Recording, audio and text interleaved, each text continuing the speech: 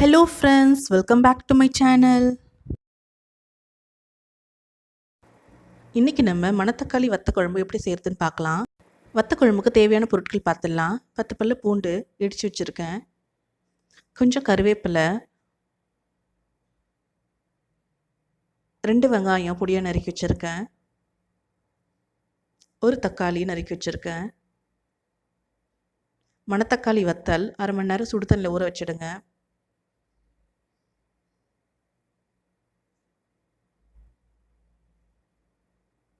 அரை table spoon மிளகு, 1 table spoon கடலைப்பருப்பு, அரை டேபிள் ஸ்பூன் ஜீரகம், 1/4 டேபிள் ஸ்பூன் மஞ்சள் தூள், தேவையான அளவு உப்பு, 1/4 டேபிள் ஸ்பூன் கடுகு, 1/4 டேபிள் ஸ்பூன் வெந்தயம், ஒரு லெமன் சைஸ் புளி எடுத்து கரைச்சி வச்சுருக்கேன். பெருங்காயம்,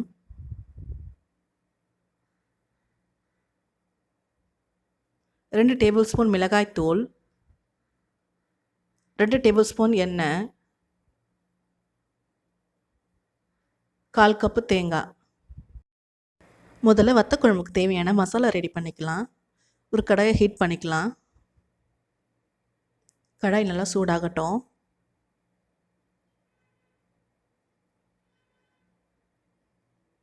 கடலைப்பருப்பு, ஜீரகம், மிளகு இதெல்லாம் சேர்த்து அது நல்லா வறுத்துக்கலாம். அடுப்பை சிம்மில் வச்சு வறுத்துக்குங்க, இல்லைன்னா தீஞ்சிரும்.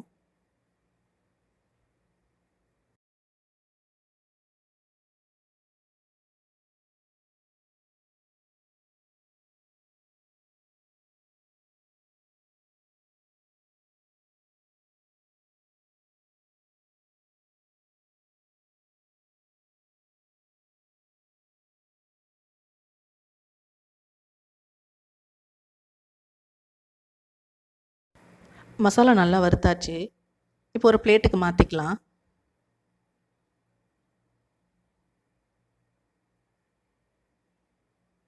இது அப்படியே ஆறட்டும். ஆறினதுக்கப்புறம் அரைச்சி எடுத்துக்கலாம்.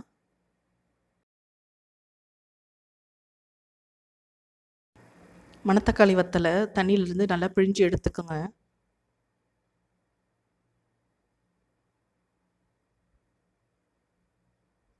இப்போ கடாயில் கொஞ்சம் எண்ணெய் சேர்த்துக்கலாம்.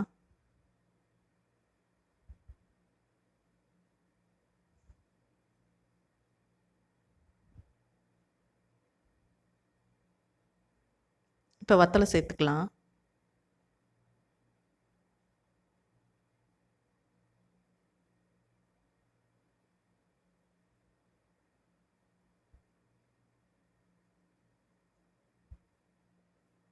இப்போ நல்லா வறுத்து எடுத்துக்கலாம்.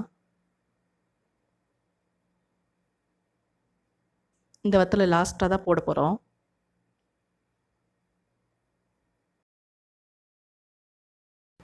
எப்போவுமே வத்த குழம்பு செய்யும்போது வத்தலை இது போல் எண்ணெயில் வறுத்துட்டு குழம்பு கொதிச்சதுக்கப்புறம் சேர்த்திங்கன்னா அதோட கசப்பு தன்மை இருக்காது. குழம்பு ரொம்ப நல்லாயிருக்கும்.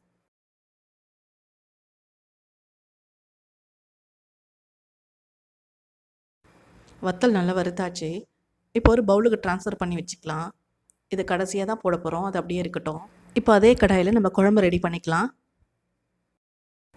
2 டேபிள் ஸ்பூன் எண்ணெய் விட்டுக்கலாம். எண்ணெய் நல்லா காயட்டும்.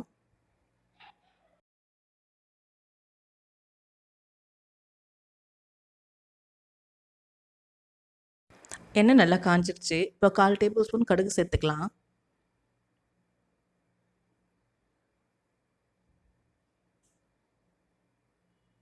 1/4 டேபிள் ஸ்பூன் வெந்தயம் சேர்த்துக்கலாம். இது நல்லா பொரியட்டும்.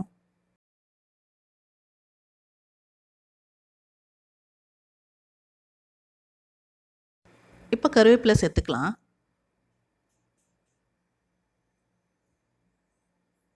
இடித்து வச்ச பூண்டு சேர்த்துக்கலாம்.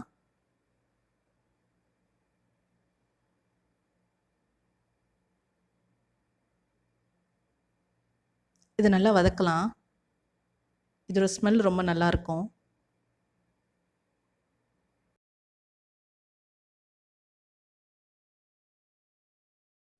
இப்போ வெங்காயம் சேர்த்துக்கலாம். இது நல்லா வதக்கலாம்.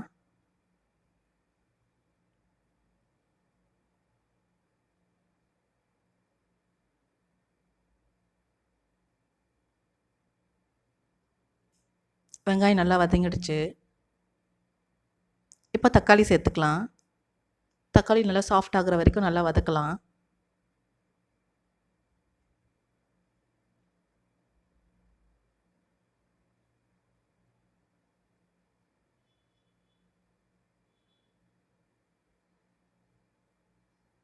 தக்காளியும் நல்லா வதங்கிடுச்சு.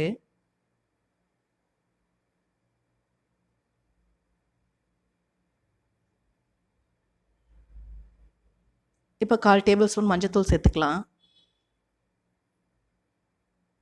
2 டேபிள் ஸ்பூன் மிளகாய் தூள் சேர்த்துக்கலாம். கொஞ்சமாக பெருங்காயம் சேர்த்துக்கலாம்.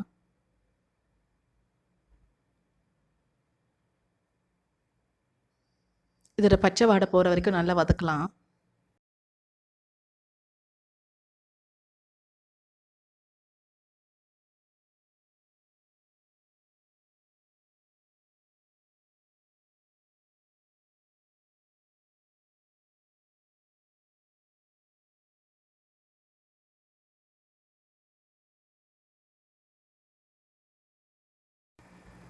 மசாலாவோட பச்சை ஸ்மெல்லாம் போயிடுச்சு. இப்போ புளி தண்ணி சேர்த்துக்கலாம்.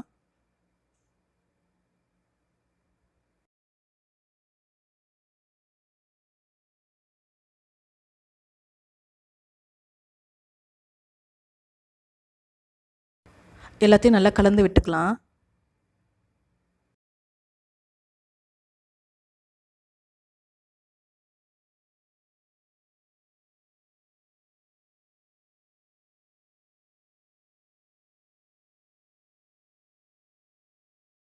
இப்போ தேவையான அளவு உப்பு சேர்த்துக்கலாம்.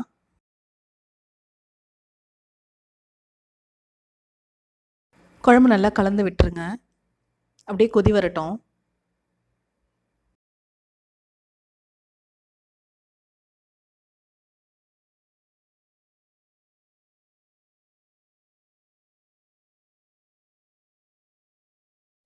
குழம்பு கொதிக்கிறதுக்குள்ளே வறுத்த மசாலாவை அரைச்சி எடுத்துக்கலாம். வறுத்த மசாலா முதல்ல ஒரு மிக்ஸி ஜாரில் மாற்றிக்கலாம். அதை கொஞ்சம் குறகுறன்னு அரைச்சி எடுத்துக்கோங்க. இப்போ தேங்காய் சேர்த்துக்கலாம். கொஞ்சம் தண்ணி விட்டு நல்லா பேஸ்ட் மாதிரி அரைச்சி வச்சுக்கலாம்.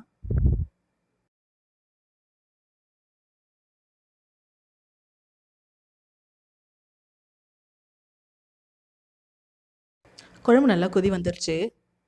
சைட்லலாம் எண்ணெய் விட்டுருக்கு. இப்போ வறுத்த மணத்தக்காளி வத்தலை அதில் சேர்த்துக்கலாம். இதை கலந்து விட்டுக்கலாம்.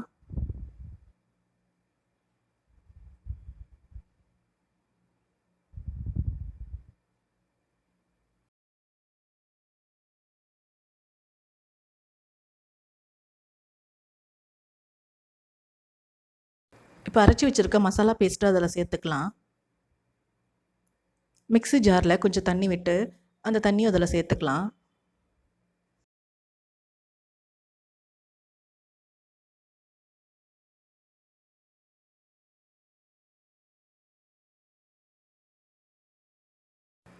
எல்லாத்தையும் நல்லா கலந்து விட்டுருங்க. ஒரு நிமிஷம் அப்படியே கொதி வரட்டும்.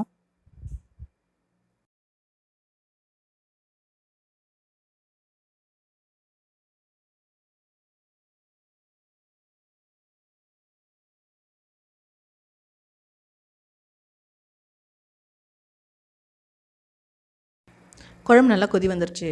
ஸ்டவ் ஆஃப் பண்ணிவிட்டு கருவேப்பிலை சேர்த்துக்கலாம்.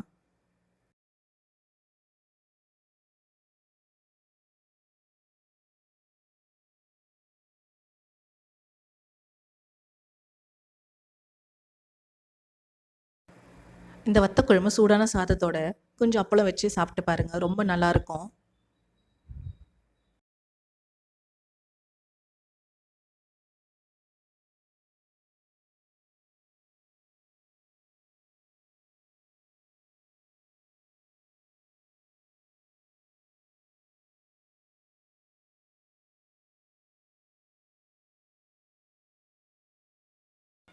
ஒரு ஸ்பூன் நெய் போட்டு சாப்பிடுங்க. ரொம்ப டேஸ்ட்டாக இருக்கும்.